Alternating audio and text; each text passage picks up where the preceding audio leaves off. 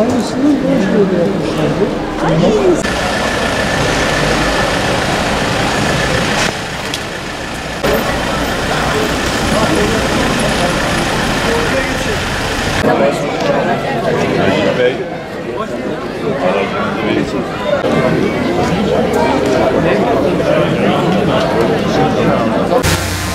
Sayın Valim, Sayın Milletvekilim, protokolün değerli vakfının destekleriyle yapılan İHH Hollandalı Gurbetçiler Anadolu Lisemizin açılış törenine hepiniz hoş geldiniz, şeref verdiniz.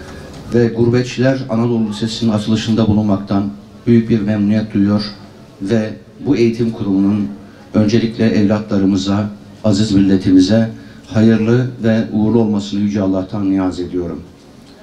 Değerli arkadaşlarım, bizim medeniyetimiz sevgi medeniyetidir. Nitekim Selçuklu, Osmanlı ve Türkiye Cumhuriyeti Devleti'nin bütün uygulamalarına baktığımızda her daim gözyaşı silen, adaletin peşinde koşan, hakkı, hukuku her şartta haykıran ve mazlumun yanında yer alan, karşılıksız yardım eden bir medeniyetin temsilcisi ve lideriyiz.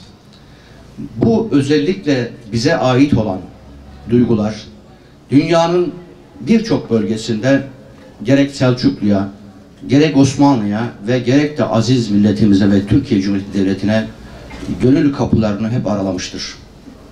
Bizi farklı kılan, bizi diğer medeniyetlerden ayıran en önemli özelliği karşılıksız yardım edebilme anlayışıdır. 6 Şubat'ta Türkiye gerçekten 100 yılın afetini yaşadı.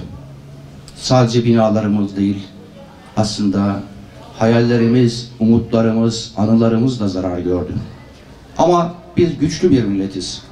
Tarih boyunca olağanüstü koşullarda hep bir araya gelmeyi başarmış, bütün zorluklara rağmen tekrar diriliş ve kıyama kalkmış ve bu özelliğiyle de Allah'a sonsuz bir iman ile ona yönelmiş ve yaralarını hep beraber sarabilme başarısı göstermiş büyük bir millet ve büyük bir medeniyetin temsilcisiyiz. Bir araya geldiğimizde yenemeyeceğimiz bir sorun ya da engel asla yoktur. Nitekim depremin üzerinden geçen 19 aya rağmen binalarımız hızla yükseliyor.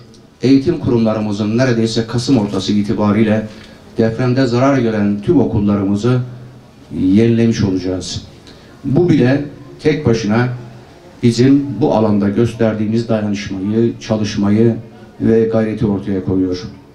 Bir kez daha özellikle Hollanda İHH'sına ve benim görev yaptığım çok kıymetli Kocaeli olan Adil Paylaşım Derneği Başkanı'na ve Kocaeli kardeşlerimize de buradan selamlarımı, hürmetlerimi ve saygılarımı gönderiyorum.